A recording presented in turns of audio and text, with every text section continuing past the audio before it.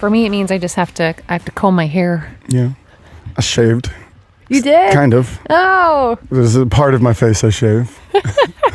I thought you looked a little different. Yeah. I woke up yesterday morning and took one look at myself in the mirror. I was like, this is not YouTube presentable. No doubt. That's not good. No. That's not good. Now that people can see us.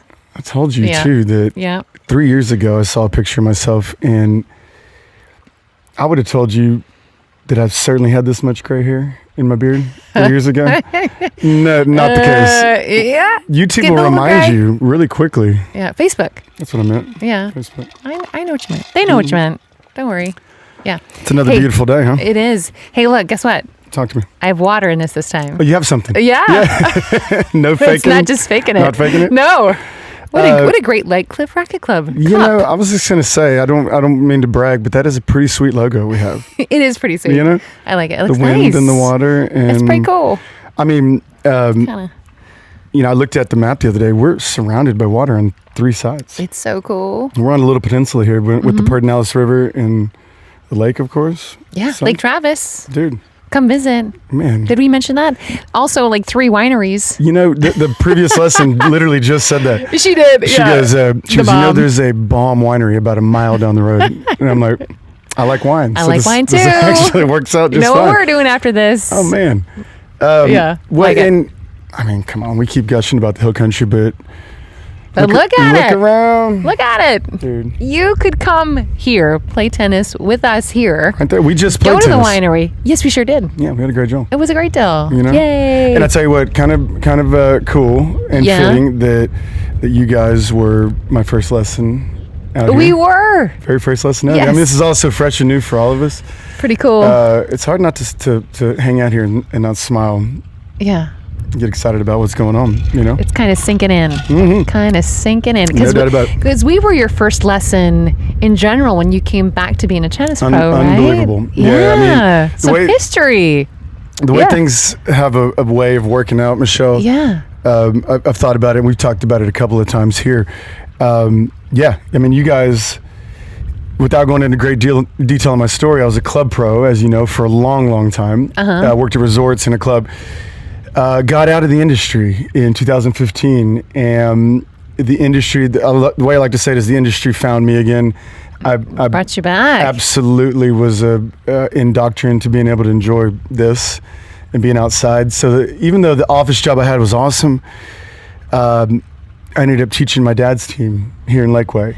Sal. Big Sal. Joe's on that team. And Joe's on that team. Yeah, my husband. That's exactly how I met you guys. Yeah. And you and Joe were in this venture, Vega Tennis, that I started on. You're my very first actual lesson.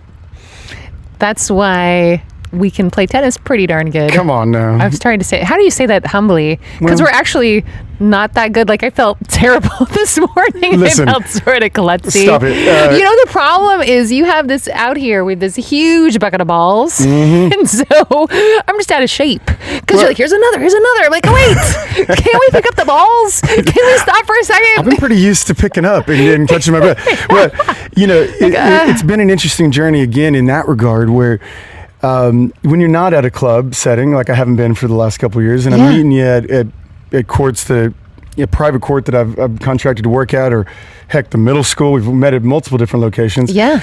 You know, being mobile and not having a big cart of balls like we were used to having.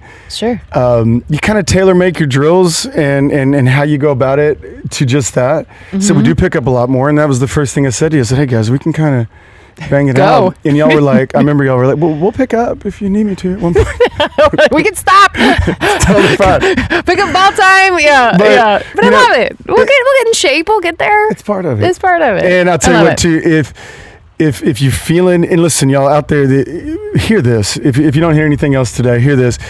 If you feel like during a clinic, during a drill, that you are not being as successful as you want, that's a good thing. We're working on the right things. Right. We're picking That's on. a good point. You know? Yeah. This is your laboratory. This is your place to experiment. Yeah. You don't work on the things that you're really good at. Right. Yeah. I wouldn't go out there and you know, for me, I think I've made no secret that the serve was the best part of my game. Yeah. And I got lucky in that regard in hindsight, but I certainly wouldn't have shown up to a drill with my pro and been like, let's knock out an hour worth of serves. Okay. So I feel good about myself. It's a confidence builder today. I'm really feeling right about my game. Now, if you're feeling uncomfortable, y'all, and you're feeling like, God, I'm spraying, I'm not doing the things I want, you're being right with yourself and picking on the things you should pick on. Yeah. So, you don't get a report card. My go-to saying is, you don't get a report card at the end of this drill and go, hey, you got more balls in than out, so you get a passing grade today. That's a good thing, because I would have not had a good grade today. We go through runs. It was good. We go through runs, but it was all good. But yeah, being able to feed some more balls and give you guys more of a workout, and I'm kind of relishing in the fact that this is a cool new opportunity for me as well as the teaching pro. So it's so awesome. Fired so up. excited. No, so man. excited. Well, first of all, happy Thanksgiving. Happy Thanksgiving to you. Yeah. So we're actually pre-recording this. Yeah. So it's not even Thanksgiving. Well, but we know you'll be watching this right after Thanksgiving. So get out and play some tennis. That's the best thing you can do to work off some of that turkey. Right. Seeing how you guys will be seeing this on the day after Black Friday. Yeah. And beyond. You're going to be out shopping. Yes. Get your ass out of Dillard's and onto the tennis court. Okay. Work that off. I like it. Don't be just running around Dillard's. Oh, dude. Right. I mean, after the sales. At a certain age, you can use the mall. I've seen some elderly. I've seen some veterans use the mall as a workout area. Yeah, I like it. Air-conditioned walking, but I like it. But yeah, hit the courts again, y'all. Happy Turkey Day. Get out. Yeah. So what are we talking about today? We're gonna pick up. We kind of did a little 2-part series, huh? Yeah, 2 parts. We haven't done that yet, and talked a whole lot about the 3 ways. Well, we talked a lot about spin yesterday, but the whole premise is the 3 ways that we outmaneuver our opponent. The tools, I think, is the right way to say. I said weapons yesterday.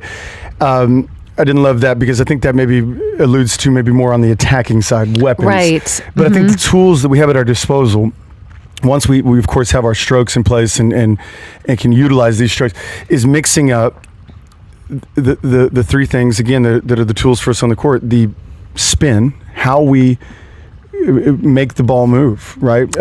We went into detail about it yesterday. Quick brief maybe recap: backspin, underspin, which takes some pace off the ball, can keep the ball scooting and low. Topspin, which does exactly the opposite. It kicks up out of their strike zone ideally. Sure. We didn't really touch on the slice on the serve, which can give it that east to west movement as well. Right. No. Show the opponent a different look. But we talked a whole bunch about the spin, but I'd like to dive into today utilizing different pace on the ball. Okay. Mixing up how fast we hit it. Okay. Purposefully. Okay. And then where we hit it. Utilizing the court. Okay. So, I like it. Well, yeah. Okay. And if we have a good blend of all 3, y'all, you got a chance any day on the tennis court. Cool. I like it. I mean, then I can start winning again. I know you're in a little slump. Come on, I'm in a slump. I need the key. I need the secret sauce. Is this it? Can I tell you something real quick? Please. Okay. Yeah. I figured you'd say yes. So I'm gonna loser forever, no matter. No. You're never gonna win again. Start bowling. Yeah. Maybe ice skating. No. Oh yeah. Back to that. Okay. But side story for me. One of my very best friends in the world. He works for Drysdale, Cliff Drysdale Tennis. Buddha. You know what? I can't wait to meet Buddha. Guess what? Sorry, Buddha, you're not my best friend. It's a guy named Sal. No, teasing. Buddha's my number 1 dog. But I have a lot of guys that work with Cliff. Oh yeah. That work for Cliff. And speaking of, right here in beautiful Spicewood, Texas, we one of our neighbors is the great Cliff Drysdale. Cliff Drysdale lives right out here. I got to work for him, and he's got amongst being probably the most legendary tennis broadcaster we've ever seen in the U.S. Absolutely. Him and McEnroe are up there as the guys that have been mainstays. As us tennis fans, when you hear that familiar South African accent, you know you're watching some real deal tennis. But anyhow, love it. But anyways, Cliffy. My buddy Sal Barbaro, shout out, buddy. He works down in Amelia Island off the coast of Jacksonville. Okay. At one of Cliff's resorts. Okay. He and I directed the adults at John Newcomb Tennis Range together. Oh, cool. Weirdly enough, interestingly enough, he was a student of mine that then came back and worked with me, right? Oh, wow. Okay. Right. So we're rectangle rats. For fun, we would, even after work, we'd get out there and play a couple sets. Well, for months and if not longer, we were neck and neck, but I would beat Sal often, pretty much all the time. Ooh, a couple sets. Nice. There came He doesn't like you. Sorry. Well, just wait. Okay, wait. Where's this story going? So as we kept playing and we got to know each other's game, and this was to be honest, we would bet like beer money on it. Oh, sure. Yeah, That's the best bet. There you go. Tab that night. But anyways, he started to get a set off me. And again, the guy was good enough to beat me. I just had either the bigger, older brother got an edge over him, whatever. Sure. He started to get a set off me, and then he beat me for the first time. Oh. And then you had to buy. Michelle, you're used to having your beer bought for you. Sunglasses have to come off for this. Oh. Exactly. Oh my God. Traumatic. Well, yeah. There went like basically a 6-month, if not longer, where he started beating me routinely. What? And I'd get close, and I'd feel like okay, here it is. I'm up 5-3. Yeah. I'm up the dreaded 5-3, 5-2. Yeah. And then that mental thing, like, you can beat this guy. He's been beating you lately. I dealt with this as no longer a player, as a tennis director, as a tennis sure, guy who's doing the industry. What did he do? Why did he beat you? Well, he's got a really wicked top spin angle side tee, and this is going to play right into us talking to locations today. Yeah, where we hit the ball, but the side tee, where the singles line meets the service line on both sides, right? Yes. I think we've talked about this a couple different times. I'm looking down on the court right now. Yeah. So just right there at the tee. Bada boom. So there's a tee in the middle. Yeah. Then we have the side tee that is actually kind of the famous tennis channel. So going for the lines. So he would go very near to the sideline. So sure. Right down there on that side tee area, he had a great top-spin angle that went into my backhand, low backhand. Okay. And he also had a big time forehand, and that's where he kind of exploited me. And he knew it, and I knew it, and I didn't have an answer for it. Oh. And this is, I think, that particular shot and that him going after me that way is what led to that. But to my point is, this mental battle of like, I beat this dude before. Yeah. I can beat this guy. I know I can beat this guy, but it was in my head, and it doesn't matter how long you played. I was teaching at the time. Sure. Now, I have to, for the record, say that I did ultimately go back and start beating him again. And we, for the record, whether that's true or not, I'm going to go ahead and say that. No, okay. No. All right. I did. I made my way back into, but what I'm getting at is I'm glad you brought that up a couple times recently. It's like, I've been losing a lot lately. I hate it. Well, whenever I think about that I'm losing a lot, I always think of your story, Ryan, with San Pablo. What's his name? Oh. Don't choke. Son of a gun. Juan Pablo. Yeah. Wait, that's him. 6060. Twice, right? 4 of them. 4 sets. Oh, that's never happened to me before. Wow. But I still want to meet San Pablo Hours. Yes. Pablo Hours. We got a little love down Come find us. I know. We got our socials. Juan, okay. I'd still like to. You almost choked when I brought up your name. So there's some going on here. Juan, I'm going to officially invite you out to Lakecliff Racquet Club. We have Clay here. I know you're a South American. It's a rematch. All right. I will win one game against you, okay? I'll tackle him or something for you, Ryan. He's probably still in ridiculous shape. This I know. Guy. Anyway, I digress a little bit. You're going to win another match, and you're going to win another set, and that's all there is to it. Thank you. All right. I'll keep with it. Stay Just positive. be patient with me. Yeah. I'm not a good bowler, so that's not a good option. Yeah, neither am I, by the way. That's the one sport my wife beats me at. Okay. Joe's really good, too. God. They need to start a bowling podcast. They should.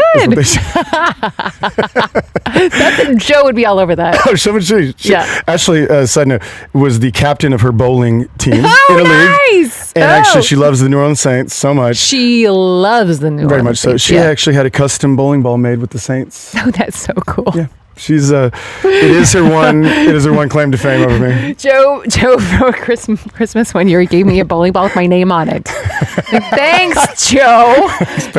Yeah. Not exactly what I was hoping for, but whatever. I'm a notoriously I think I have a great gift in mind, and I'm notorious for it. My sweet wife, God bless her.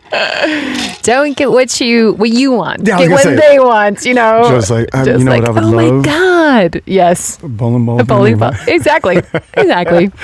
Anyway, okay, so back to tennis. Let's talk about pace, how we use it.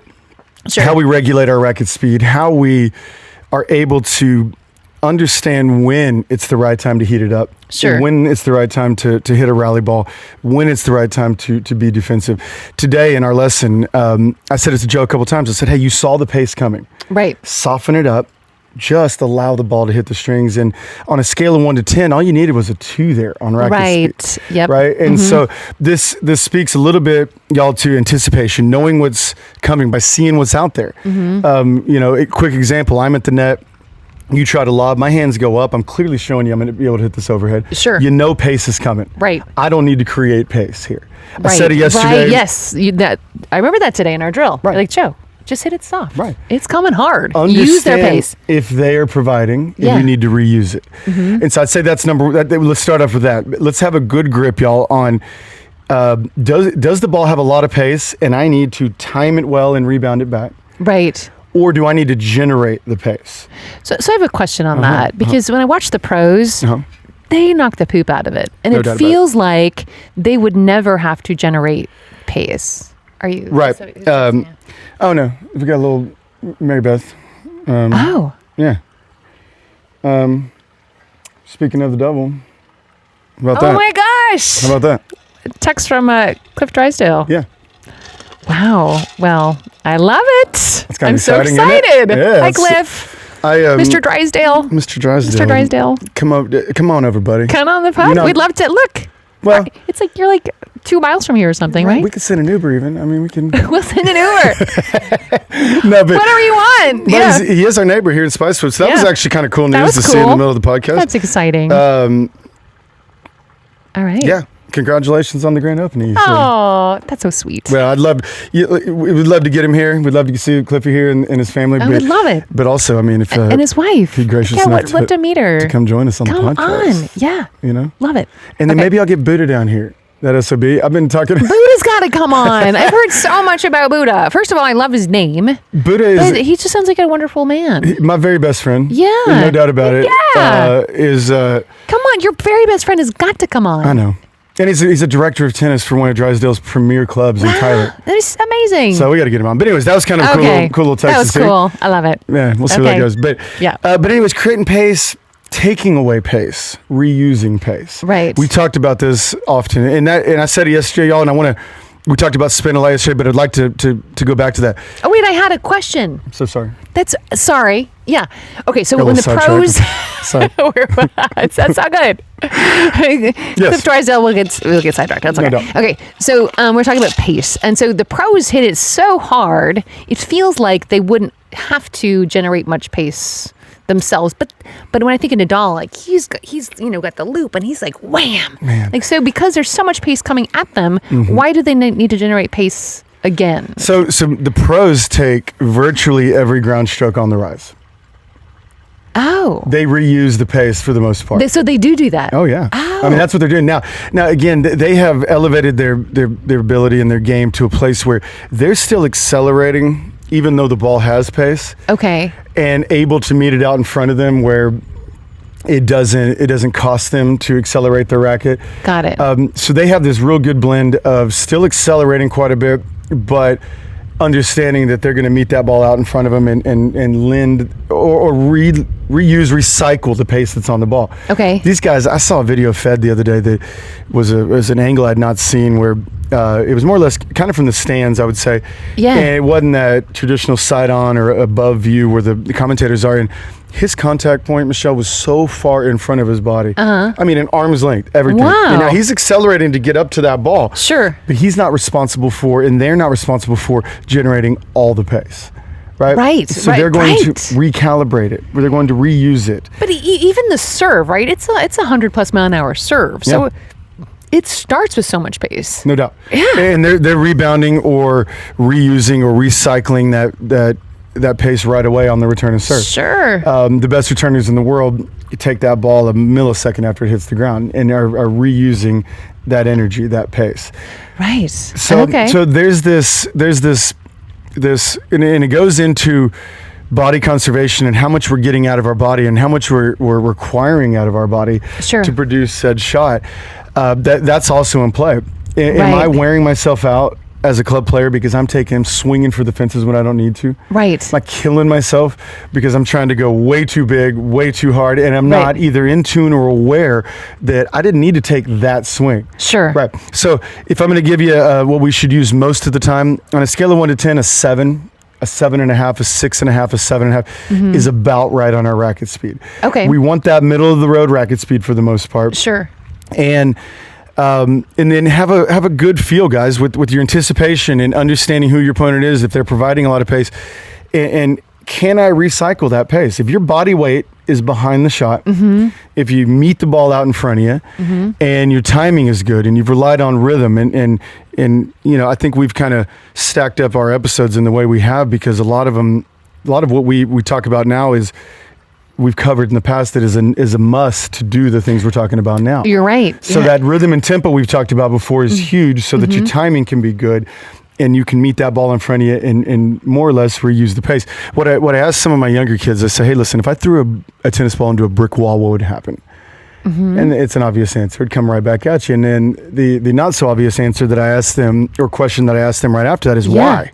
Why does the ball rebound off? Right. And we need Joe up here for basic physics. The physics on that question, but it's the simple answer is it's a much greater mass and it absorbs the contact and rebounds back. So if you can turn your body and your racket into that at the point of contact, sure, and reuse that pace, it's going to go a long way towards body conservation, energy management, and getting the most out of your shot based upon the energy and the velocity and the pace that's out there.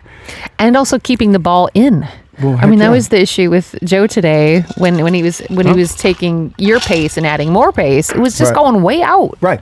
So I think within tennis, it's so important to you have to stay in the lines, which makes it so hard. For sure. Right? It's not like just get it harder and harder and harder. No, it's going to go out. Right. Baseball's a good example of where you can take a big swing against a big pitch and you hope that it goes way the hell out. Yeah. Right. Yeah. as far as you can. The better. Yeah. So there is no outline. Right. Yeah. You kind of meet power with power there. And we have to, on the dead run, be able to calibrate our racket speed, understand what racket speed is needed for the situation. Right. And then execute that with the early contact point and do that, maybe 20 times and win 1 point. And therein lies why our sport can be so difficult. So hard. And the footwork it takes to adjust to the different speeds, right? I think is so key. I know that's something you always talk about too. The little steps. No doubt about it. Because that gets you calibrated to whatever the ball's doing. Sure. Yeah. And when we're responsible, y'all, for smaller areas, we take smaller steps. Around the net, we have a smaller area to take care of. So we use smaller steps. When you arrive at a ground stroke, we take our foot speed and turn it into small footwork steps, because now again we're responsible for a smaller area. It's just that area where the ball's bouncing and where you're hitting the ball. Sure. So 100% footwork is a must. If we're going to take a step back real quick and talk about spin and understanding spin, if you see that top spin coming, that ball is going to hit the ground and take off. Right. So understanding as well that velocity is going to increase a little bit when it hits the ground. Sure. And knowing how to calibrate and hit that ball in front of you with the proper racket speed is also important. So understanding pace also is rooted in understanding spin and what it's going to do. Absolutely. Because also with the backspin, the ball's going to sit up. And if you didn't anticipate that, you might be lunging out to hit a ball that you thought would kick up when it just sat up. Right? Yeah. So I have another question on that, because you're a lefty. I am. Right? So your spin is a little different, which makes it more difficult to play you or lefties. Any lefty, right? yeah. Any lefty. And so I would think it's very important to just be able to anticipate that as well. Sure. Use that as footwork. So top spin, for the most part, lefty or righty is going to do the same thing. It's going to kick up. Okay. But you're not wrong on backspin, because there is, especially if they kind of knife inside the ball and they have a good looking slice, that ball is going to tail differently than the right-handed slice would. Yes. And just like the serve slice, exactly the same thing. Yeah. That's going to tail away from you differently as well. So let's not just say that it's difficult enough to understand the spin and the velocity and how you need to calibrate your racket speed to the speed of the ball and what's going on. But just for good measure, we have lefties and righties, and shit goes differently. Yes. There's so many variables to think about. Yeah. It's amazing that we could even get that ball back. I mean, the fact right? I mean, Michelle, the fact that I think you told me before we started this podcast that there's less than 20, if not 20 podcasts in the world covering the sport. Yes, it's not a lot. There's not a lot. And that blows my mind because of what you just said, the variables and how deep we can dig into this game. Yeah. And all the different things. What I usually say is there's not a lot of always and nevers in tennis. Right. You don't always do this, and you rarely never do this. Right. Right. And so, we kind of rest easy on some of the things that are always and nevers, and one of them is we always turn, right? Well, I didn't today, but I should have been. We should always turn. I'll get you there. Don't worry. Yeah, I'll get there. But and it makes sense when you want two eyeballs on things. You're like thinking like, hey, I'd rather, and maybe not consciously, but I'd rather see what's going on and getting that unit turn is maybe not the most natural thing, but. But anyhow, back to what you're saying, there are so many variables. It's a thinking person's game. But on that side, you can overthink it too. Isn't that funny? Right? Yeah. Right? Yeah. Right? This perfect blend we're trying to find mentally and physically is really the what's the white unicorn, or the white rhino, the unicorn, the pot of gold we're chasing. We're trying to find that perfect blend mentally and physically. Right. Pace, spin, location. Right. Movement, rhythm, timing. Think but don't overthink. That constant blend of being really on point but not overdoing it. But not overdoing it. Not overdoing it. But not underdoing it. Right. Yeah, that's sweet spot. Exactly right. Yeah, that's and I actually find that kind of telling. That's exactly what we call the center of the racket, right? That sweet spot. Totally. Totally. But guys, the pace. Okay, it's not all about pace. If I had to number the 1 through 3 in importance from spin, location, changing location, and pace is third. Really? Yeah. That's really interesting. You don't have to hit it that hard to win. That's true. Yeah. That is true. That's a really good point. Yeah. So I think having an understanding of when and how much pace to put on the ball is much more important than being able to hit it as hard as you can. Well, I feel like we think that we have to do pace because that's what we see the pros doing. 100%. Right? Yeah. To get a ball by Nadal, you better hit the ever living shit out of it. You gotta do that. You gotta hit it clean, and you gotta have him off the court, and you gotta have him. So sure. I'm not a great golfer. You are. And when I go to the driving range, you know what I think? I'm just going to hit the ever-living.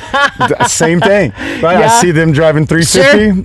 I want to drive 350. Yeah, and just swing harder. Right. Yeah. And so I find myself in the same rut. And golf is that I find my clients in sometimes in tennis. Totally. Or all of us. I often say this to Michelle. I just figured out how to make a living doing this. I'm a player. Yeah. I know all the same things. I'm going through all the same things you guys go through. Sure, that's what makes it so great. I feel all those same things. Yeah. I just told a story about my buddy Sal that was when I was done being a player. I was a pro, but I still felt those same things. And I'm still dealing with the It's the same. The mental things. Yeah. But and I think about that sometimes. Like back to Nadal, because sometimes I'll win matches. And I'll come and tell you, I'm like, you said, what did you do? I said, well, I hit a bunch of poopers, like crappy poopers, which I hate doing, but they made me do that. Because if I was just doing groundies with them, they would have won. And I was thinking, God, what would Nadal do or Serena do with just crappy poopers? It's totally off pace. Well, would it throw them off? Not necessarily, because they're the pros and they, of course, know how to fill that void with extra footwork, with patience, with balance, with keeping their heads still on the balls that they know they need to generate pace. Right. Great point. The average club player gets carried away when they do see a slower ball, they know they need to generate the pace. Right. And we have a tendency to lunge, throw our head. It all comes from a good place. Yeah. But I've said this more than once on a podcast. The most common feedback I get is when they slow it down, and I have to generate the pace. Yeah, that's when I start spraying. That's when I can't. Yes. I can't rely on that rhythm and that the ball is coming to me in one step, boom, hit. Yeah. And that's when I start. And a lot of my upper level players, that's the top feedback I get. Yeah, is that totally they slow it down. So in addition to knowing what the pace is, y'all, knowing how much pace you should put in. Also understand the value of taking pace off. 1,000 times. And I have to say, it's not something we practice. No. I don't come to drill with you and say, hey, give me off-pace crappy balls. Yeah. I don't even know if you could hit off-pace crappy balls. We can do whatever. We can feed out, especially with my new big glorious basket I have out here. We feed you 100. But but it's not doesn't feel athletic. It doesn't feel competitive. Well, but then you're right, the timing is off when somebody's hitting it like that absolutely. in a game. Well, and when you come to a tennis drill, I think most of us out there can attest to this. Yeah. It's not just, I want to improve my game technically, but it's aerobic. It's fun. We want to move. We want to play points. And so it feels rather detrimental to go, hey, even though it's realistic, can you slow it down and give me some shitty ass slow balls? I don't want that. Right? Because we're here to have fun. We want to move. We want to groove. And it's also the pro's responsibility when it comes to how we want to make sure we're killing the hour the way we should. Yeah. To giving y'all good tempo, good fun, balls right in there. We're here right? for fun. And so I totally get why you wouldn't want to slow it down from an entertainment standpoint at the very least. No, it's But it is valuable. And I do have some ladies, and I say ladies because that's 95% of my clientele during the day at least, that ask me for that. They're like, look, would you hit a dinky ass serving, because that's what I get. Oh yeah. Oh, that's great. Yeah. Smart on them. Yeah. One of my sweet ladies that I've had for a long time, Martha, asks me all the time. She says, "Will you please? I know it's not the funnest, but she's all power. She's a great power player." Well, and that's exactly right, because she's a player that when they slow it down, it kills me. So can we work on it? She played with dudes all the time, right? Yeah. Exactly right. Yeah. She in like Thailand or some crazy thing. She's just amazing uber successful at everything she does, and was a high level Exxon exec.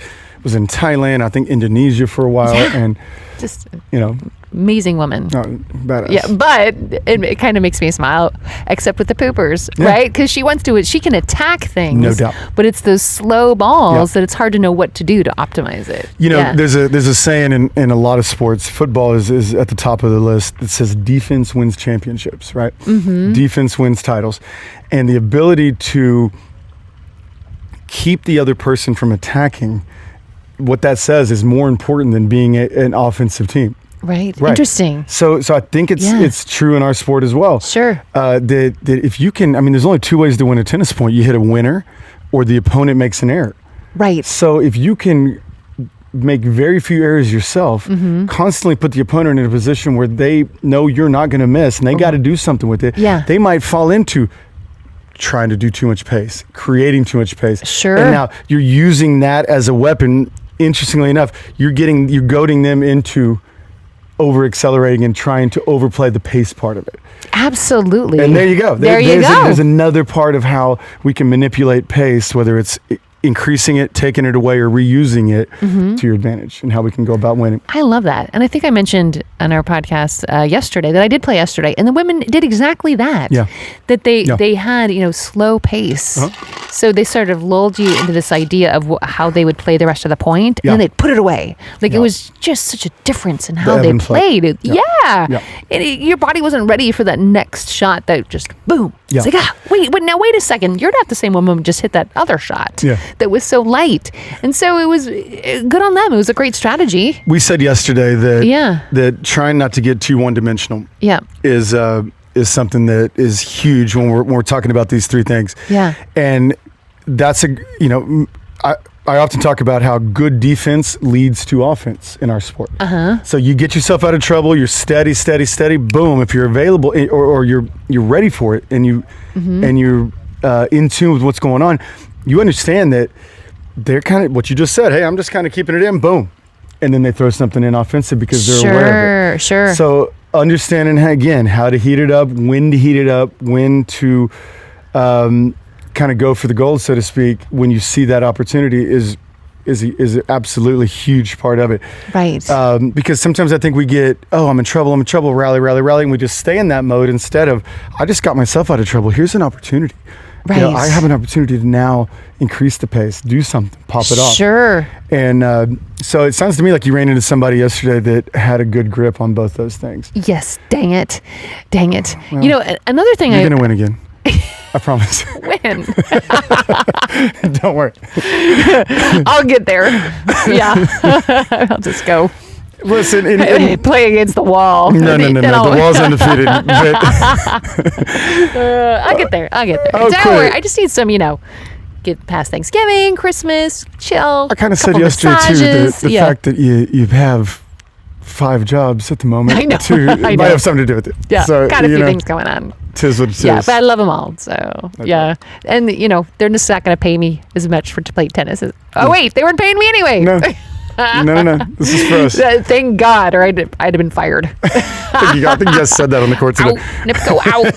Yeah. But so I want to ask you more about pace, because I know we talked about in doubles, but in singles, it feels like, and I know you've said it's important to get the rally ball going and set that pace. Mm-hmm. Something I find is the way I use pace in singles is if they're putting it away or it's their.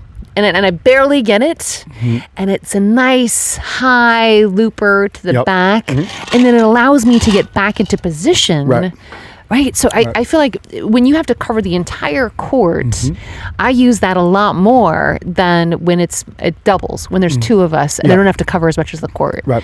Do you agree with that? Or 100%. Yeah. You're talking about buying time. Yes, buying time. And this actually is a perfect segue into our next point, and that's where we hit the ball. Okay. Where we decide to hit the ball. Yeah. And so, great example. You're in trouble.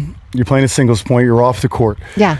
It is highly recommended to put a bunch of air under the ball, mm-hmm. go back deep, cross-court corner. Yes. Give yourself a second to get back to the middle. Right. And actually, we're tying both in. Take a little pace off the ball. Okay. And see if they maybe potentially don't overcook it or do something too much because you've taken some pace off. Yeah. And you blended both of our 2 points today. Take some pace off. Yeah. Hit it deep in the court. Choose your location. Yes. And that was the IQ decision for that particular scenario. Right. So, yeah absolutely. I mean, why not try deep for the corner? And for the record, hitting deep into the court is optimal at any point in time, singles or doubles. Right. Why not push them back? And we established that. We talked about it in the singles podcast. Sure. Establish depth. Establish the ability to push them back and keep them, and if we're throwing spin in, with top spin too, and maybe kicks up. Sure. And, we kind of hit on all 3 just there. Good depth, location, good spin, top spin. Good pace, maybe with a little bit of arc for that particular example. Mm-hmm. And I mean, what a good example. We've utilized all 3 of the things we're talking about to optimize that particular situation and what you're doing. Can we talk about location a little bit more? Yeah. Because I think when you say hit it deep, which I totally agree, and as a club level player, I know that some of the optimal shots and putaways are going to be, along the lines or in the outer part if you were to draw a grid on the court. Right. But of course, there's more risk because there's an outline. Sure. Right? Yep. And so, do you have any recommendations on how far in should we be aiming to take that risk? Okay. Right? Yeah. So, depth, but with, how should I say it? I'd say give it about a foot or 2 inside the baseline and a foot or 2 inside the sideline. Okay. So you have margin for error, right? Yes. If you hit it a little bit short, big deal. It's a little bit more up in no man's land. Right. If you overcooked it a little bit, maybe it's near the line. Okay. But aiming for, again, a foot or 2 inside the sideline, inside the baseline, I think would be an optimal place when you're looking for depth. So when that gentleman you were talking about, Sal, that hit it on the tee. That son of a gun. That son of a gun, Sal. So that feels like that's going to be out pretty easily. Right? So, or is he just at such a high level? We both played collegiately, right? So, okay. We both, so at collegiate level, how close are you to the line then? Okay, so when it comes to where you're aiming, and you played, let's just go ahead and use that example, and you played collegiately or on the tour or are a teaching pro and have hit a million and one balls. Yeah. You know instantly off your racket where you hit it. Really? Oh, yeah.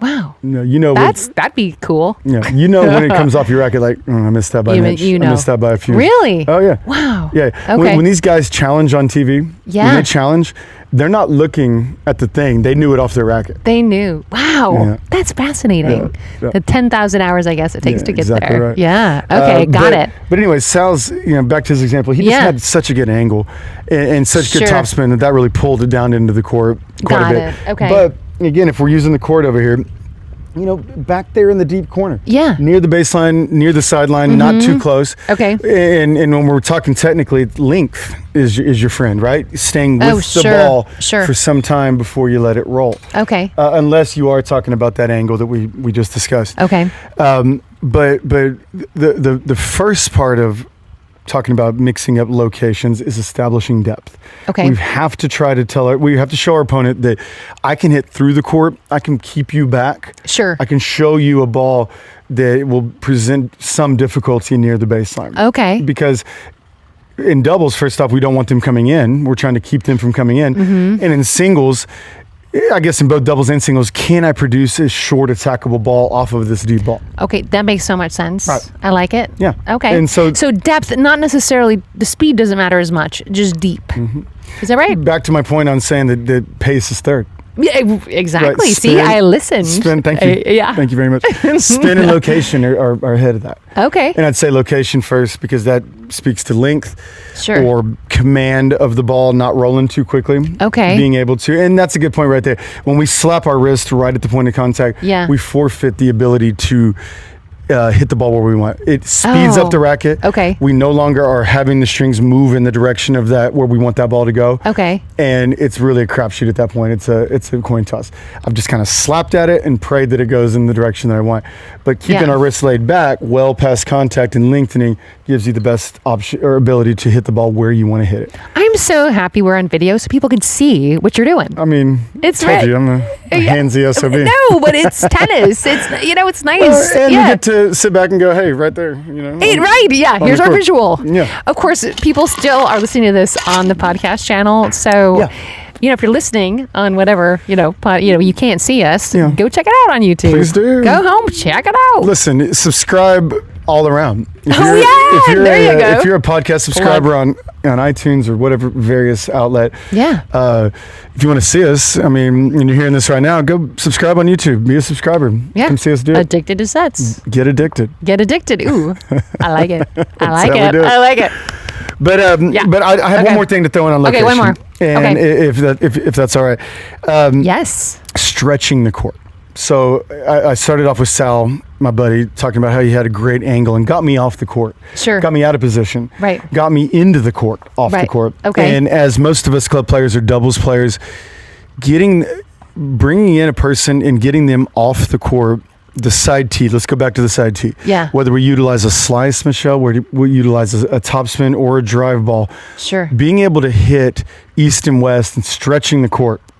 We worked on a shifting drill today, you and Joe. We sure did. And having y'all move with one another as we go. Yeah. Making them at least do that and opening up the court is a massive tool on the singles court. I think that I see too many people when they come back to me, and you said it earlier, give me feedback on a match. They say, we were hitting it well, and we're hitting through the court, and everything just kept coming back. We get, I think sometimes we get too much just hitting through the back of the court versus utilizing east and west, and being able to move them off the court. Interesting. So especially in doubles, a great combination of being able to use angles. There's two people on the court, of course, and we're covering more of the court. Right. We have the ability to get to more balls because of the two of us. So I think by default, more angles are created. Sure. A good angle creates another angle for you. Right. And so moving people off the court, drawing people in, and if we're going to go back to taking pace off the ball, whether it's a drop shot or a slice. Right. But we've all faced somebody out there that doesn't like the net, and we know it. Yeah. They want to be at the baseline, but being able to take some pace off the ball, draw them in. Sure.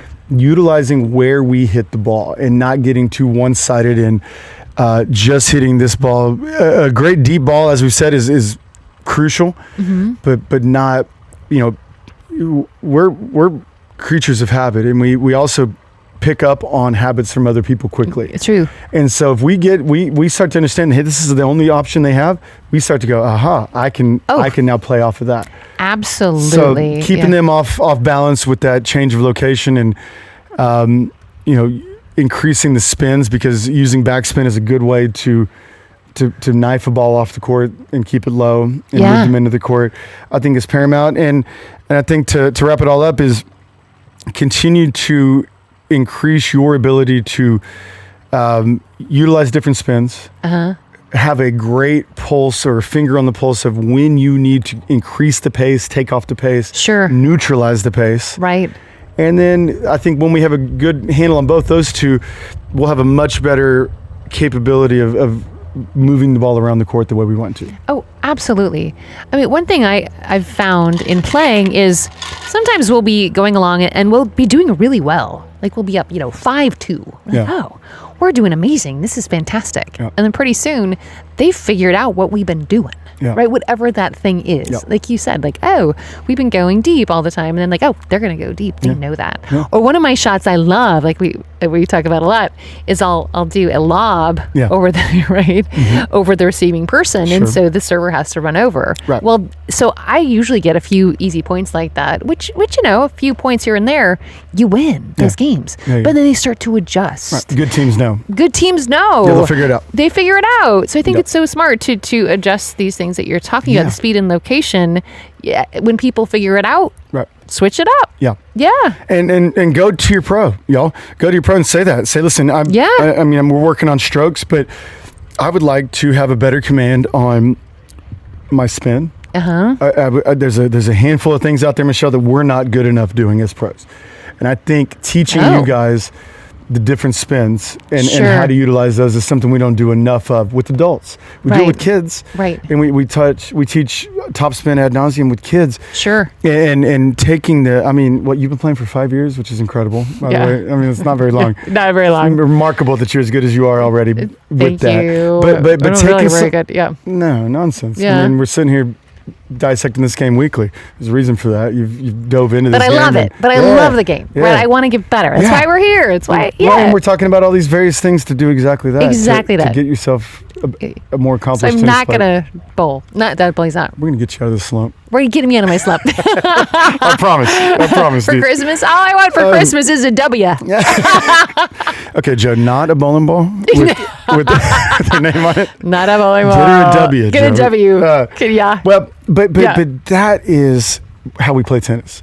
Your strokes are not you. You are not defined by your strokes. Thank goodness. Yeah. You're not defined by your strokes. Okay. You're defined on your ability to utilize those strokes to the best of your ability through these various outlets, I guess you could say, through these channels. Spin, pace, change your location. I love it. I learned a lot. Awesome. I like it. Okay. I hope they did too. I hope they did too. Yeah. All right. Let's high five. Dude, boom. We've done that before. It was a boomerang. This is real. Hell yeah. It's live. We're actually doing it. Okay. You know, one thing I thought, Ryan, we're live. I'm so glad we can be on YouTube, but I got to do things like comb my hair. Yeah. Dang it. You can show up in sweats in podcasts, right? Yes, you can look however. That's the beauty of podcasting. It's like, oh no. I know we talked about it at the beginning probably, but I just wanted to mention it again. Yeah. So y'all probably think Michelle never combs her hair. Stop it. I told you earlier. Yeah, no, I'm going to start doing it at least every other day. Okay. Well, that's a good start. I'm gonna shave here and there. Oh, good. Yeah. Anyways, we're cleaning up. This was fun. It was fun. It's always fun. Thank you, Ryan. Hey, tell them how they can get a hold of you. Oh, you want to know how to get a hold of me? I mean, okay. Yeah. Instagram, Michelle Nipko. You're killing it on that page, by the way. Thank you. Yeah, awesome. I love it. Well, I love interacting with all the tennis fanatics out there like me. Yep. It's really fun. Mm-hmm. I love it. Also, Addicted to Sets, we have a Facebook page. Yeah. Plus, we have a website. Yeah. And that is where you'll be able to sign up for the podcast drill. Exactly right. Yeah. Yeah. I mean, and hell, if you're in Austin and you're a prospective member, I mean, first off, come out here and join our club. Join the club. Come be a part of this wonderful, beautiful club we have. First off. Please. We'd love to have if you're out there and you're interested in, and we'd love for you to come see us, be a part of our podcast drill. It's on the website, right? It's on the website. Yeah. So Absolutely. It's going to be on addictedtosets.com, but also on the LakecliffRacquetClub.com website. Right. Yeah. So come check it out. Yeah. Would love to have you. Man. We're going to start doing the live drills December 21st. Yeah. Right before Christmas. At 1:00. It's going to be fun. I know. Dude, I'm so fired up about it. And again, I think one of the coolest things is we get to spread our tennis talk, what we do, our fun. Yeah. But I'd also like to spread it. You come see me and we can actually do it in person. We'd love to You know meet what I mean? y'all. I'm so excited. It's such a badass deal, dude. Yeah. There's nothing like it out there, by the way. There's nothing like it. You know, come see it, listen to us, come see us. Come hang with hang. us. Yeah, come You're see friends my with us? goofy two-handed forehand. Said half of us out there, goofy something, dude. I mean, you know. Ryan can help you. No matter how goofy you are, he can help. I can make it work. He can make it work. There's no doubt. I threw my Vega tennis. Oh, I know. It's so cool. I love it. My beautiful wife got this for me for Father's Day. It's so one of my sweet. first swag, and I'm pretty amped about the logo. So Vega Tennis, y'all. TX at gmail.com is my email, but Vega Tennis TX on Instagram.